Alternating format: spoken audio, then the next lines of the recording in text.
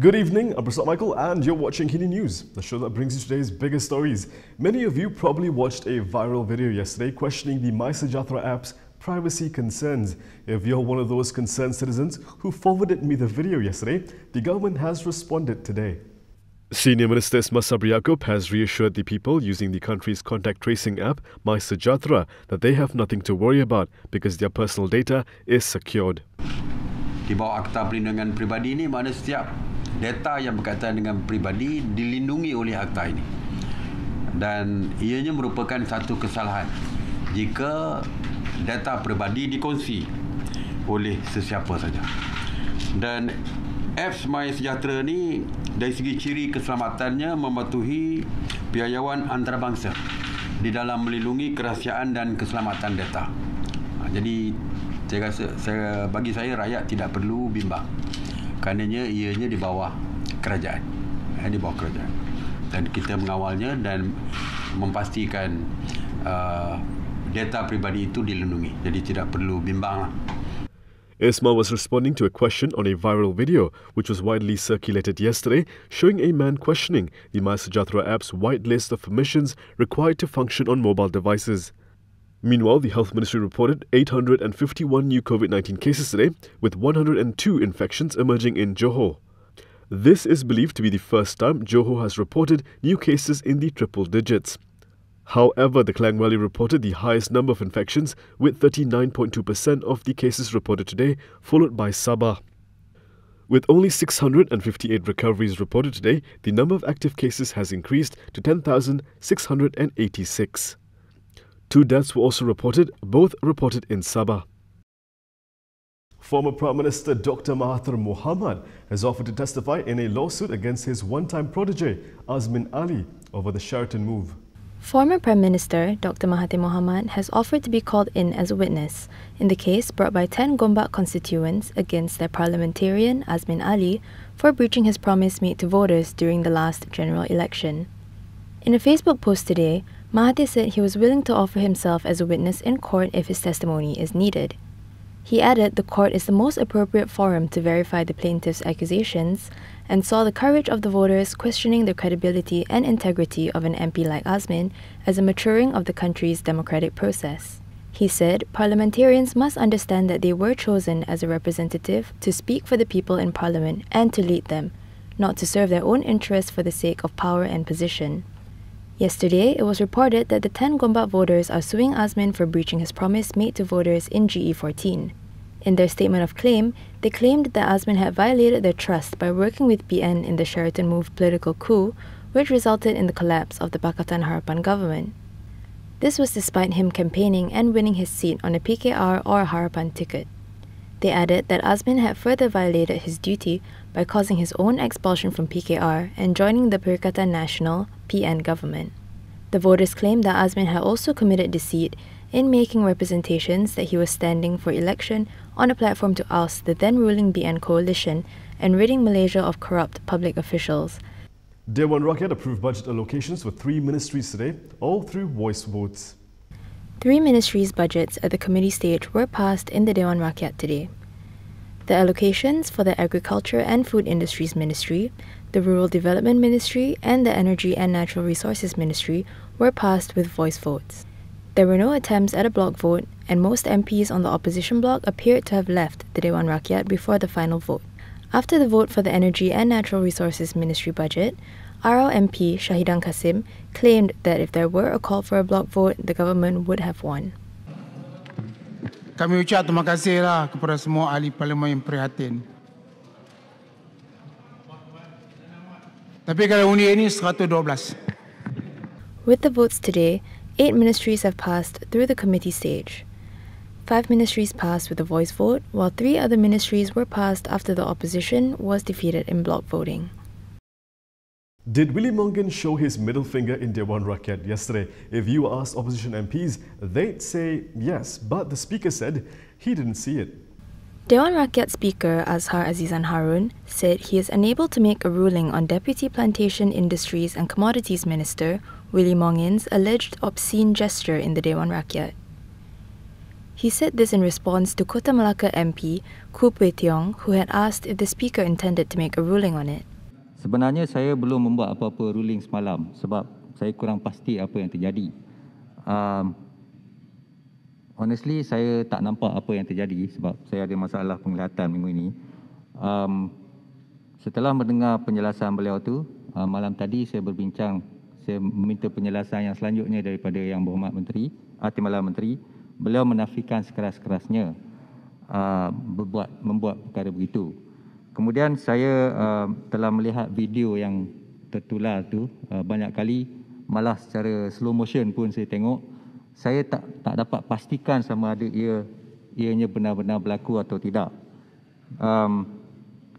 Keputusan saya ialah saya tidak dapat pastikan sekejap. Saya tidak dapat pastikan sama ada perkara tersebut berlaku. Jadi saya memohon sesiapa yang tidak tidak gembiralah dengan perbuatan yang dituduh dilakukan itu untuk memfahamkan satu usul, dan saya rasa biarlah Yang Berhormat Timbalan Menteri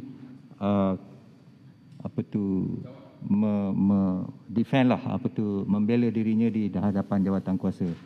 Khoo then offered to show the Speaker a video of yesterday's incident, to which the Speaker accepted but said it would need to happen after today's sitting.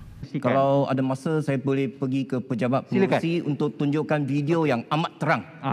Yang boleh tunjukkan yang dia memang tunjuk jari tengah dia. Ataupun kita boleh minta Parik Sulong sebagai saksi. Yang Berhormat Kota Melaka, selepas saya sitting ni, silakan datang dalam ofis saya. Yesterday, opposition MPs had accused Willie of flashing his middle finger in the August House during a session presided by Azhar. Willie denied the matter. He said the opposition may have mistakenly seen it and was ready to apologize if they insisted that he did. Remember, Pakatan Harapan's Presidential Council, now Perikatan Nasional, will also be setting up their own. Perikatan Nasional Secretary General Hamzah Zainuddin said that the coalition has agreed to form a presidential council. In a statement today, he said it would act as a platform to discuss government policies and strengthen ties among parties within the government. The decision followed a Perikatan Nasional Supreme Council meeting chaired by Prime Minister Muhyiddin Yassin yesterday. The meeting was joined by other PN leaders including Abdul Hadi Awang, Jeffrey Ketingan and Ahmad Faisal Azumu, among others. Hamzah said the meeting also discussed preparations for the next general election. Muhyiddin had announced establishing a presidential council during the 3rd Bersatu Annual General Assembly last week. He said he was set on strengthening and uniting the Perikatan Nasional Coalition in order to face the 15th general election, regardless of any challenges that lie ahead. He had also announced that GE15 would be held once the COVID-19 pandemic was over. This was agreed by UMNO Deputy President Muhammad Hassan, who said Muhyiddin had made the right decision. Muhammad had stressed that the slim majority held by the PN government was often being questioned by many, and this was not good for an administration. Coming up next, 5 people were killed when a car crashed through a pedestrian zone in Germany's oldest town.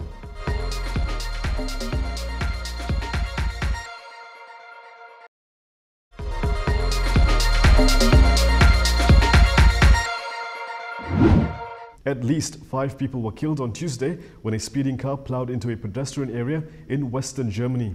5 people, including a 9-month-old baby, were killed and up to 15 injured on Tuesday when a speeding car plowed into a pedestrian area in the western German city of Trier, in what authorities said appeared to be a deliberate act.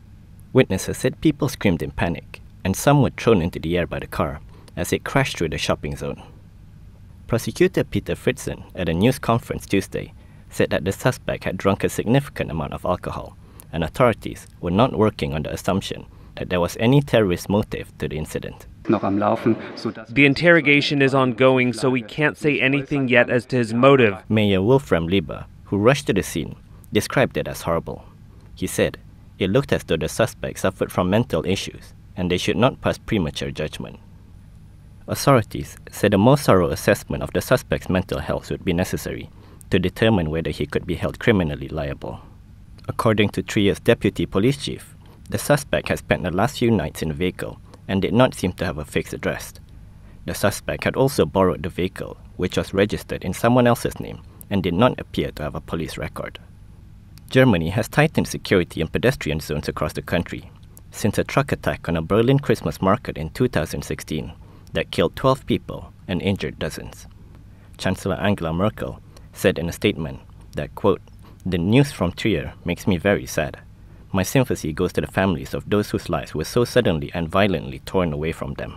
I'm also thinking of the people who suffered injuries, in some cases very serious ones, and I wish them strength." A school in China has turned to robots to lower the risk of COVID-19 transmission. A school in Shanghai, China, is using a bright yellow robot to prepare and serve dishes in its canteen in an effort to improve food safety as China tries to keep the spread of the novel coronavirus under control. The Minhang High Experimental School started using the robot in October, shortly after the school opened. The roughly 3-meter-tall robot uses its arm to pick up pre-prepared individual dishes, which it pops into a large microwave to heat up before lunchtime. It places the dishes on trays that go to a conveyor belt, which the children then pick up. The vice president of the school said that the robot helps to improve the students' safety and health. This product is very helpful when it comes to students' safety and health. The highlight of this robot is that food would not be touched by humans during the whole process. The robot delivers the cooked dishes directly to students. It avoids secondary contact by people and secondary pollution. That's what we considered. He added that the school began using the robot after it was donated by a Chinese catering brand and believes that they are the first school to use it in Shanghai. The novel coronavirus was first discovered in China late last year, but the country has since brought its spread under control. The pandemic has boosted demand for service robots in China, where they are used for tasks like delivering food and drinks in restaurants and performing essential functions in hospitals. A town in southern Brazil lived through a night of terror late on Monday, according to the mayor, after bank robbers blasted explosives and fired high-caliber weapons at police in an audacious heist. Bank robbers in southern Brazil blasted explosives and fired high-caliber weapons at police late on Monday, in a heist that injured 2 people and left stacks of cash in the streets. According to a statement from military police, the robbery began just before midnight on Monday in the southern city of Criciúma and lasted nearly 2 hours. Of the 2 people who were injured, one was a police officer. Images on social media showed the men firing automatic weapons on the city streets and taking hostages before making their getaway in a fleet of cars. Television footage showed residents later snatching up the notes, which was thrown across the streets. On Tuesday morning, charred remains of vehicles were seen in the streets and bomb squads were securing the scene after the night's mayhem. Police said they had arrested 4 people who had collected parts of the paper bills that were thrown to the ground due to the explosion. They added that authorities had located 810,000 Brazilian reais, or $152,660. Local media reported that 30 robbers were involved in the heist. Brazil has a long history of bank heists, and major lenders have struggled with a wave of violent robberies in recent years, as criminals have mastered the use of explosives to access cash. And that is all from me today. For more stories, you can go to KiniTV.com. You can also follow us on Instagram, Twitter, YouTube and Facebook for the latest news updates. I'll be back with more tomorrow, same time, same place. I'm Prasad Michael. Thank you for watching.